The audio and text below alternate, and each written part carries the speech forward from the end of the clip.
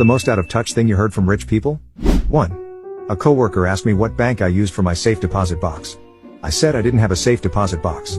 She said, "But where do you keep your jewels then?" 2.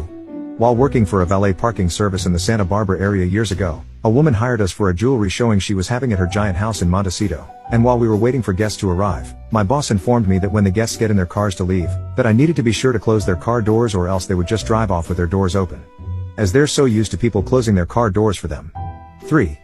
Being told by a guy who has not worked a day in his life and living off of inherited money, that poor people are poor because they don't invest their money right. 4.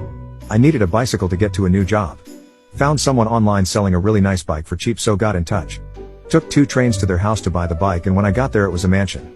The bike was in a garage full of supercars and classics. They asked me where my truck was to load the bike on. When I told them I was riding the bike home, they laughed, and before I knew it, everyone in the house had been called to the garage to hear how I was riding the bike 3 hours home in the dark. No one offered me a lift, they just acted blessed at how they didn't have to do such things. 5.